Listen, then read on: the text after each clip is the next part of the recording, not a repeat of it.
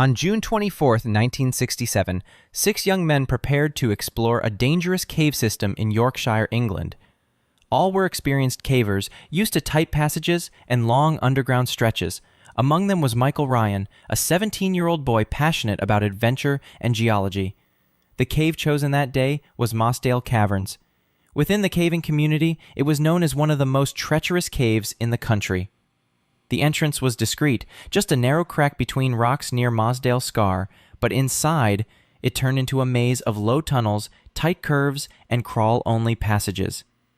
That morning, the weather was cloudy but calm. No one could have imagined what was about to unfold. With ropes, flashlights, helmets, and backpacks, the group began their descent. The plan was to explore one of the narrowest sections, the far marathon crawl. It was so tight they could barely turn their heads inside. The team moved in single file, slowly pushing forward inch by inch. Outside, the weather suddenly changed. Heavy rain hit the area earlier than expected.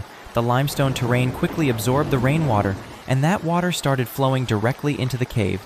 Deep below, the air grew damp and heavy. The floor became slick. Small trickles of water turned into rushing streams. Then came the sound, the deafening roar of floodwater echoing through the cave. They realized what was happening, but it was already too late. The cave was flooding. There was no time to turn back. The path they had come through was already partially submerged. They tried to retreat, but it was impossible. Water surged violently through the tunnels. They were trapped in the narrowest part of the cave with no way out. Above ground, no one realized the group was missing for the first few hours, but by nightfall, concern set in. Rescue teams were called. Experienced volunteers rushed to the entrance of Mossdale Caverns. It was pouring rain. Visibility was terrible. The cave entrance already showed signs of flooding, but the rescuers went in anyway. They worked in shifts, crawling through the same tunnels the boys had crossed. The first day passed with no sign of the group. Then came the second. The rescuers advanced a bit further, but water was still flowing fast, and many areas remained flooded. It was too dangerous to continue. They had to retreat once again. Only on the third day did the water levels begin to drop. The rescuers resumed the journey, crawling through tight cracks and squeezing through sharp, wet rock until they finally reached the far marathon crawl. What they found was devastating. Michael Ryan was still wearing his helmet. The headlamp attached to it no longer worked. All 6 boys were dead. Their bodies lay side by side, trapped in the tunnel. They were just a few meters away from a slightly higher area, one that might have saved them, but they hadn't reached it. Removing the bodies was extremely dangerous. The area was too unstable, too narrow. After discussions with the families, a painful decision was made. The bodies would remain inside the cave. The entrance was sealed with concrete.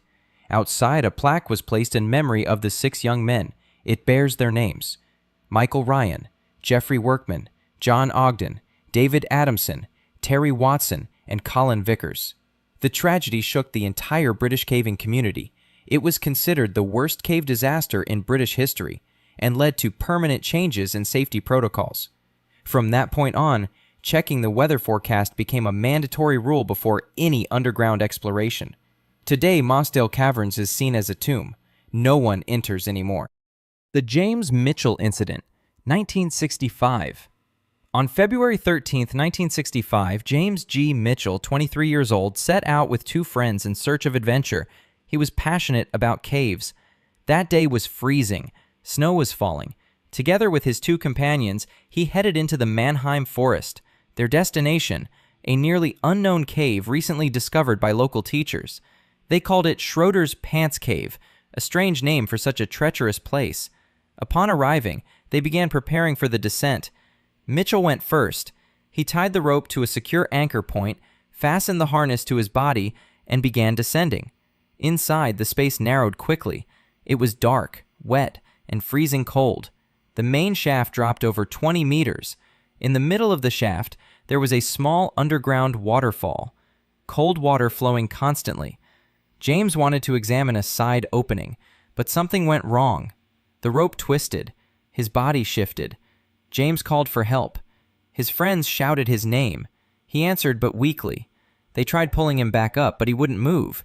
The rope was caught at a bad angle. Time passed.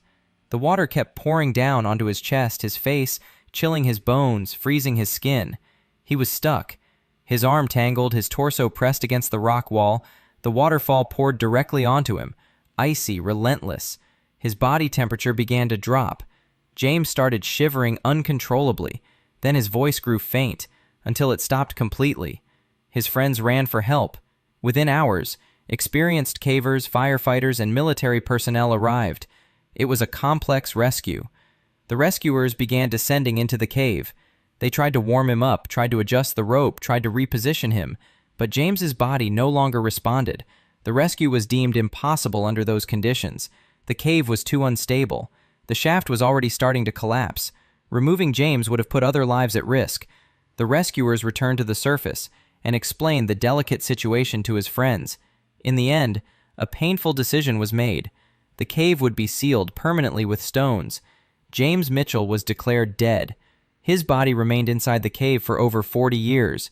Only in 2006, with modern technology and specialized recovery teams, were James's remains finally retrieved. His brother Bill closely followed the process and was finally able to bury him with dignity. Today, Schroeder's Pants Cave is avoided by everyone. It's remembered as a dark, icy trap, and James's death still stands as a brutal reminder of the dangers that lie beneath the surface. A body suspended, trapped in cold water, with no way out and no warmth. The Plura Cave Incident 2014. In February 2014, the temperature in northern Norway was below freezing. The lakes were covered in ice, and the wind cut across the face like a blade. Still, 5 experienced divers from Finland were preparing for a mission that to many seemed impossible: to fully traverse Plura Cave, one of the most dangerous submerged cave systems in Europe. The team consisted of Patrick Granqvist, Vesa Rantanen, Kai Kankanen, Jari Uusitalo, and Jari Huotarinen.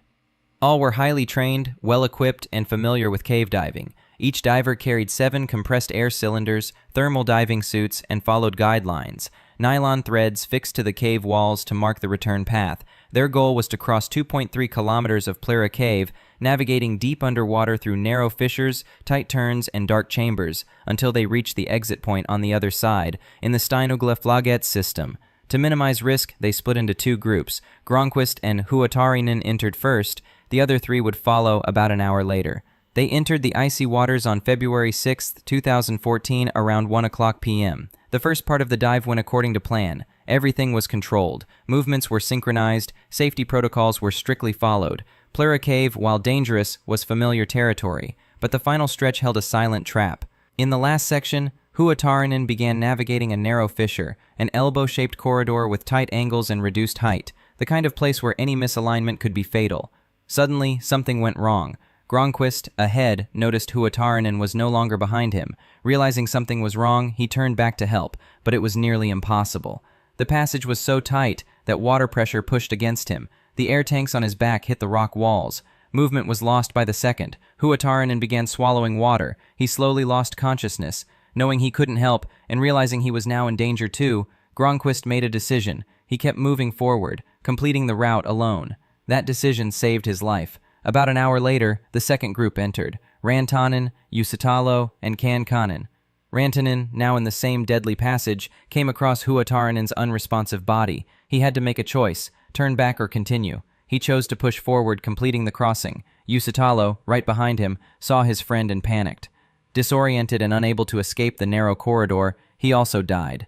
The 5th diver, Kankanen, upon seeing Uusitalo's body, turned back. He did not complete the crossing. He returned to the starting point alone. Later, after recovering on the surface, Kankanen and Rantanen contacted emergency services. Norwegian police divers assessed the situation. They concluded that recovering the bodies would be too dangerous, due to depth, pressure, and the complexity of the system. The official decision was to seal the cave. The bodies would remain inside. But Kankanen and Rantanen refused to accept it. They planned their own recovery mission, without government permission. 2 months and 20 days later, they returned to Plura Cave. Every movement was calculated. The plan was dangerous, reckless to some, but they didn't care. These were their brothers. After more than 10 hours underwater, both bodies, Uusitalo and Huotarinen, were recovered and brought to the surface. They were buried with national mourning in Finland. The media around the world called it an act of extreme courage, but the divers rejected the label of heroes.